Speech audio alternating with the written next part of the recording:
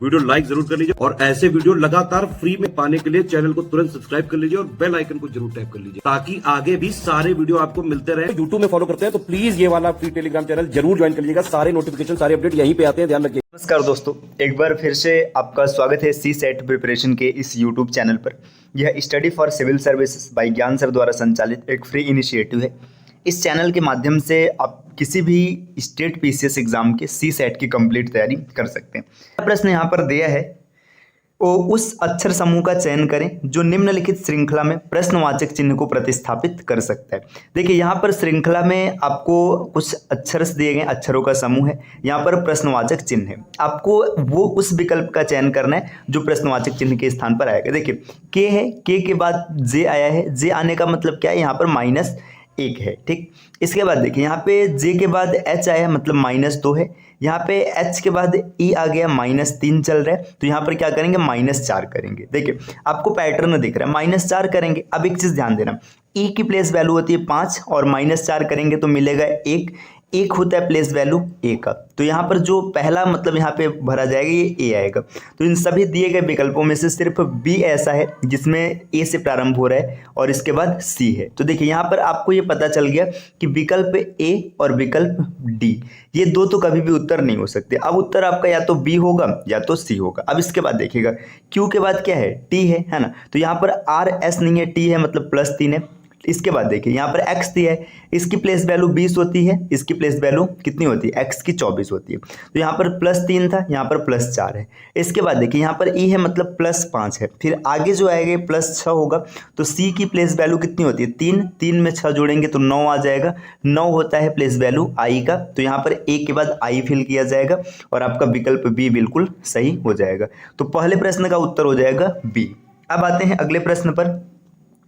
निम्नलिखित में से कौन सा वेन आरेख निम्नलिखित वर्गों के बीच संबंध का सबसे अच्छा प्रतिनिधित्व करता है। देखिए पुलिस अधिकारी, माताएं, महिलाएं। तो यहां से क्लियर है कि जो माता होगी, माता तो 100% महिला ही होगी।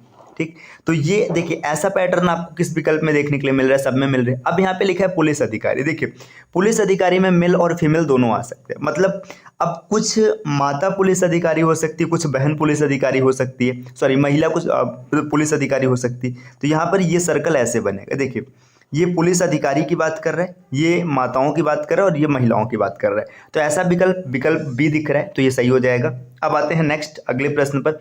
प्रश्न संख्या 3, उस विकल्प का चयन करें जो तीसरी संख्या से उसी प्रकार संबंधित है जैसे दूसरी संख्या पहली संख्या से संबंधित है। देखिए 7 का संबंध 329 से, तो 9 का संबंध किस संख्या से होगा। देखिए 7 से 329 कैसे मिलेगा, पहले इसके आसपास आने की कोशिश करते हैं। तो 7 का क्यूब करेंगे, तो क्यूब करने पर आपको मिल जाएगा 343। अब 343 में क्या किया जाए कि 29 मिल जाए, तो यहाँ पर -14 किया गया, -14 किया गया तो आपको मिल गया 329। ठीक, अब देखिए इसके बाद आप 9 का अगर क्यूब करेंगे तो 9 का क्यूब करने पर आपको मिल जाएगा 729। अगर 729 में से हम लोग 14 को माइनस करेंगे, रुकिए 1 मिनट, ये 29, 729 में से अगर 14 को माइनस करेंगे तो 715 विकल्प में नहीं दिया गया है ना। देखिए यहाँ पे पैटर्न क्या चल रहा है, 14 माइनस होने का मतलब है कि 7 का 2 गुना घटाया गया, तो 9 का 2 गुना 18 होता है। जब 18 को माइनस करेंगे तो 711 मिल जाएगा। विकल्प सी इसका बिल्कुल सही उत्तर बनेगा। देखिए इसमें पैटर्न क्या चल रहा था, पहली संख्या का क्यूब किया गया और फिर उसके 2 गुने को घटाया गया, फिर इसका क्यूब करेंगे और इसके 2 गुने को घटाएंगे। चलिए आते हैं अगले प्रश्न पर। प्रश्न संख्या 4, 1 जनवरी 2015 को अमित और सुआमा की कुल आयु 61 वर्ष है। अमित सुवर्णा से 3 साल छोटा है। 1 जनवरी 2010 को सुवर्ण की आयु कितनी थी। यहाँ पर इसमें रुकिए इंग्लिश वर्जन को देखते हैं। The total age of Amit and Suama on 1 January 2050 is 60 years. Amit is 3 year younger than Suvarna. What is the age of Suvarna on 1 January 2010। देखिए इसमें पैटर्न, इस क्वेश्चन को कैसे हल किया जाएगा। देखिए 1 जनवरी 2015 को अमित और सुआमा की कुल आयु 61 वर्ष। देखिए सुआमा प्लस अमित ये 61 वर्ष के हैं, है ना। अब यहाँ पर बोला जा रहा है कि जो अमित है ये सुवर्णा से 3 साल छोटा है। ठीक, तो अमित क्या है, सुवर्णा से 3 साल छोटा है ना। अब यहाँ पर कोई पैटर्न नहीं दिख रहा है, तो यहाँ पे ये समझिए ना, ये क्वेश्चन में लैंग्वेज की मिस्टेक है। यहाँ पे सुवर्णा नहीं सुआमा ही होगा। अमित अगर सुआमा से छोटा होगा मतलब सुआमा माइनस अमित करेंगे तो यहाँ पे 3 साल मिलेगा। तो यहाँ से आपको पता चल जाएगा कि देखिए यहाँ से आप अगर सुवर्णा की एज निकालेंगे तो ये आपको मिल जाएगा ये 32 मिल जाएगा। और अगर अमित की एज निकालेंगे तो अमित की एज यहाँ पे आपको मिल जाएगी 29 वर्ष। देखिए यहाँ पे 3 साल छोटा हो रहा है। अब आपसे पूछा जा रहा है कि 1 जनवरी 2015 को सुआमा की आयु कितनी होगी। यहाँ पर भी सुआमा रहेगा और यहाँ पर भी सुआमा रहेगा। तो यहाँ पे देखिए 2015 की बात हो रही है। 2015 में सुआमा कितने साल के, 32 साल के। अब अगर 2015 से 2010 में आएंगे तो सुआमा 5 साल छोटी हो जाएगी, तो -5 करेंगे, 27 साल इसका बिल्कुल सही उत्तर होगा विकल्प ए। यहाँ पर टाइपिंग की मिस्टेक है थोड़ी सी, यहाँ पे सुवर्णा और सुआमा और अमित 2 नाम चल रहे हैं। अगले प्रश्न पर आते हैं, प्रश्न संख्या 5।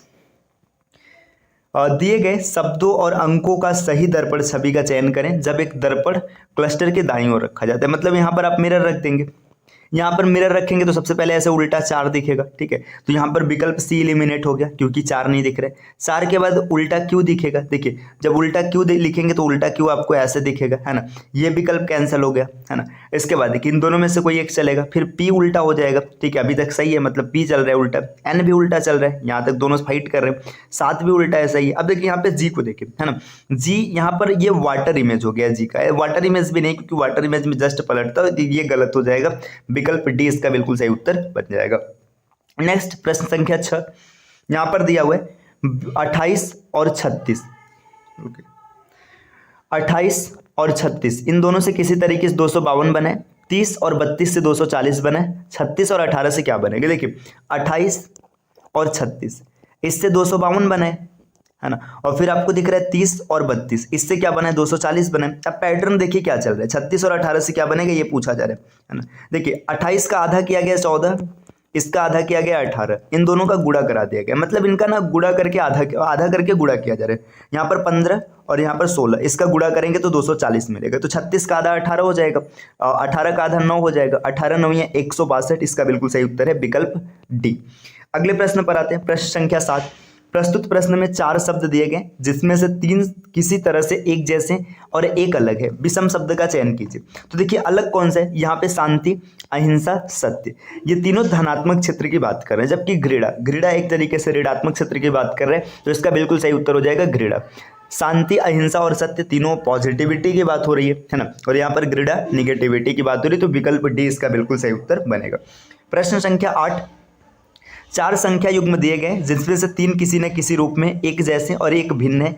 उस संख्या युग्म का चयन कीजिए जो अन्य से भिन्न है। अब आपको बताना है कौन अलग है। देखिए 35 से 1221 दिया, यहाँ पे पहले 1200 के आसपास पहुंचने की कोशिश करते, तो 35 का अगर आप स्क्वायर करेंगे तो 35 का स्क्वायर होता है 1225, है ना।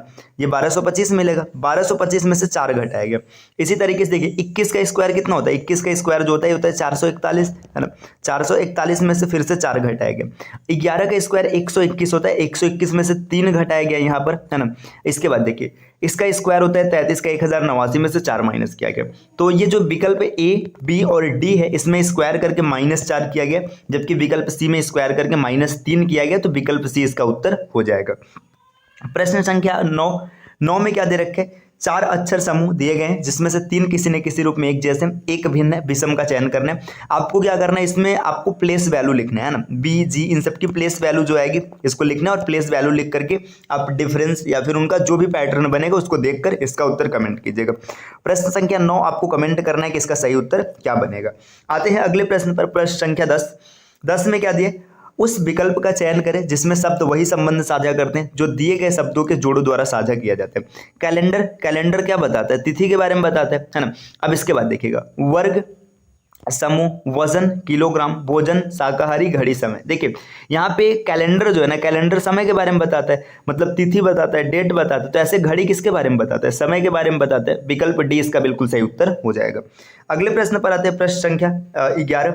यहाँ पर दे रखा है किसी निश्चित कोड में सर्वेंट को इस प्रकार से कोडित किया गया। तो आपसे बोला जा रहा है कि उसी भाषा में मैग्नीफाई को किस प्रकार कोडित किया जाएगा। देखिए सर्वेंट SERVANT। अब देखिए एस की प्लेस वैल्यू कितनी है, 19 है ना। इसके बाद ई की जो प्लेस वैल्यू है, ई की प्लेस वैल्यू कितनी होती है, 5 होती है। तो 5 न लिख करके यहाँ पर 21 लिखा गया। देखते हैं अभी कैसे लिखा गया, है ना। देखिए टोटल 26 होते हैं, तो इसकी ना रिवर्स प्लेस वैल्यू लिखी गई।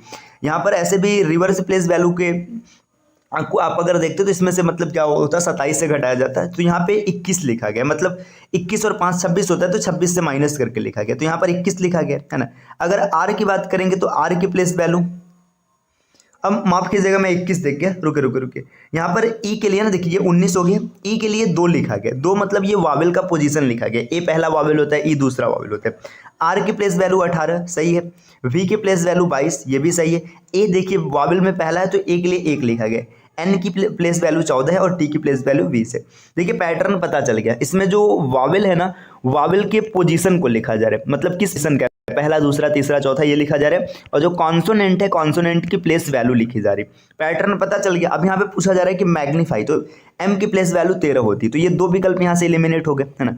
एम की प्लेस वैल्यू 13 है, फिर ए का जो पोजीशन है 1 है, ठीक है। देखिए 13 1, अगर जी की बात करेंगे, जी की प्लेस वैल्यू होती है 7, देखिए यहाँ पे 6 लिखा गया तो ये गलत हो जाएगा, तो ये विकल्प भी एलिमिनेट हो गया, विकल्प सी बिल्कुल सही उत्तर हो जाएगा। अगले प्रश्न पर आते हैं, प्रश्न संख्या 12।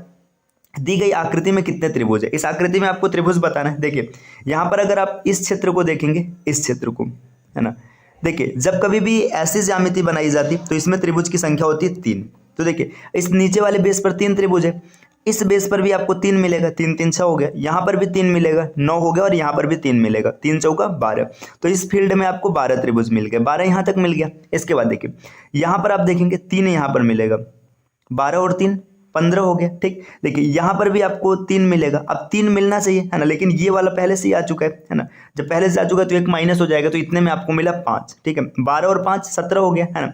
इसके बाद देखिए कुछ एक्स्ट्रा कहाँ बन रहा है, 17 के बाद देखिए कलर मैं चेंज कर लेता हूँ ताकि आप आसानी से देख पाए। देखिए एक ये त्रिभुज है, त्रिभुज नंबर 18 ये रहा, ठीक। इसके बाद इस पूरे वर्ग को देखिए, इस पूरे वर्ग को देखेंगे तो एक त्रिभुज इस तरफ बन रहा है 19 और एक त्रिभुज इस तरफ बन रहा है 20, तो इस आकृति में कुल त्रिभुजों की संख्या 20, विकल्प सी।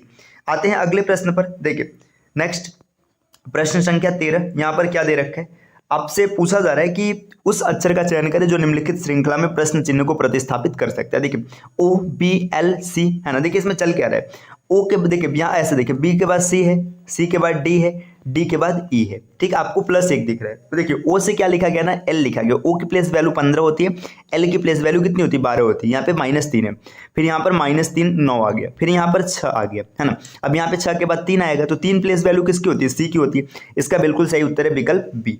अगले प्रश्न पर आते हैं, प्रश्न संख्या आपका दिया है 14, है ना। 14 में क्या प्रश्न दे रखा है, पेयर जेस चाय से उसी प्रकार संबंधित है। पेयर जेस, यहाँ पे रुके, beverages is related to tea in same way medicine is related. तो देखिए बेवरेजेस का जो संबंध है वो चाय से, है ना। तो आपसे पूछा जा रहा है कि मेडिसिन का संबंध किससे। देखिए जो चाय का इफेक्ट होता है उसकी बात किया गया, चाय का इफेक्ट बेवरेजेस होता है, तो आपसे पूछा जा रहा है मेडिसिन का इफेक्ट क्या होता है, तो डॉक्टर नहीं होगा, हॉस्पिटल भी नहीं होगा, एनाल्जेसिक, तो ये मेडिसिन का इफेक्ट होता है ना। विकल्प सी इसका बिल्कुल सही उत्तर हो जाएगा, ठीक। तो मतलब ये यहाँ पे ना प्रभाव दिया गया, ये जो पदार्थ है इसका प्रभाव क्या है, तो दवाई का प्रभाव क्या है, दवाई दर्दनाशक का काम करता है, यहाँ पर ये इसका बिल्कुल सही उत्तर हो जाएगा।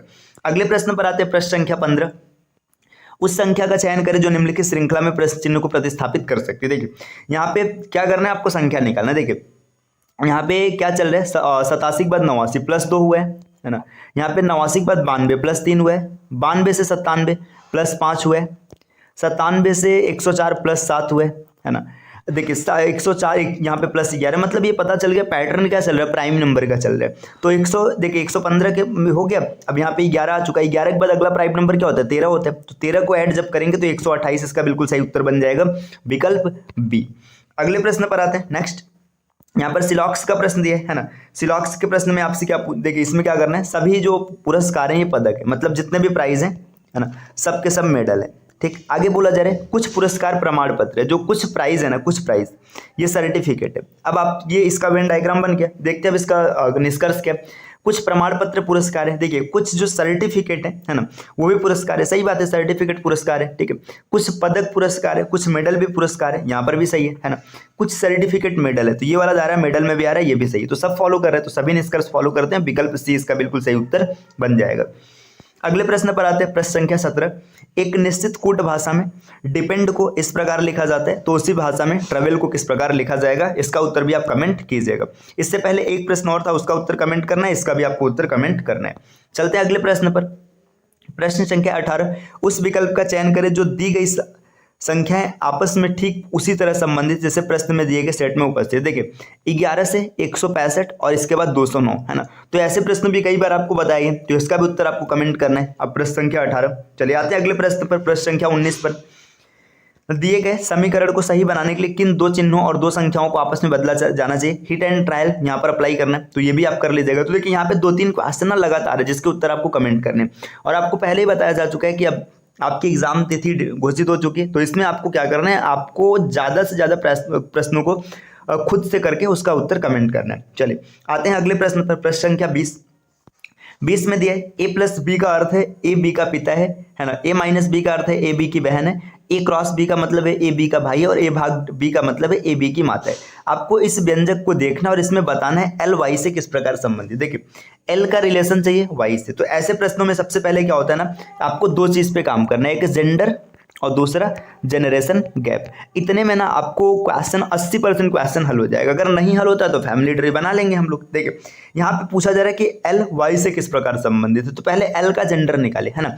एल माइनस क्यू को अगर हम लोग देखेंगे, एल माइनस क्यू माइनस कर, देखिए ए माइनस बी का मतलब है ना कि ए बी की बहन है। एल माइनस क्यू का मतलब एल बहन हो जाएगी, किसकी बहन हो जाएगी, क्यू की। देखिए यहाँ पर मैं लिख दे रहा हूँ इस रिलेशन को ना, यहाँ पे रुकिए, यहाँ पर ये पूरा इक्वेशन में लिख दे रहा हूँ, L minus Q division R minus Y. देखिए यहाँ पर एल बहन हो जाएगी। अब जैसे ही एल बहन हो जाएगी तो जो रिलेशन होगा, रिलेशन मेल वाला नहीं हो सकता, तो देखिए मामा तो नहीं होगा, ये एलिमिनेट हो गया। अब यहाँ पे देखिए L minus Q generation gap 0 का है, ठीक है। फिर डिवीजन की बात करते हैं। देखिए डिवीजन का मतलब क्या होता है कि माता है। देखिए जो क्यू है ये आर की माता है, मतलब यहाँ पर +1, ठीक। और आई का मतलब यहाँ पर भी 0 हो जाएगा। देखिए यहाँ पे जनरेशन गैप मतलब यहाँ पे जो चल रहा है 1 का चल रहा है। अब 1 का चलने का मतलब पता है क्या होगा, देखिए ये 1 में तो बहन आएगी नहीं और नानी भी नहीं आएगी, तो माँ की बहन इसकी बिल्कुल सही उत्तर हो जाएगा विकल्प बी। क्योंकि जो बहन है, बहन का जनरेशन गैप 0 होता है, नानी का जनरेशन गैप +2 हो जाएगा, मामा का जनरेशन गैप +1 होता है। लेकिन ये मामा बनेगा ही नहीं। क्यों नहीं बनेगा, क्योंकि देखिए यहाँ पे बहन हो जाएगी और रिलेशन एल और वाई का पूछा है, तो माँ की बहन इसका बिल्कुल सही उत्तर हो जाएगा। चलिए अगले प्रश्न पर आते हैं। प्रश्न संख्या 21 आपको दिया है, नीचे दिए गए सीट रेखा में को अनुदिश मोड़ने से बनने वाले पासों का चयन कीजिए।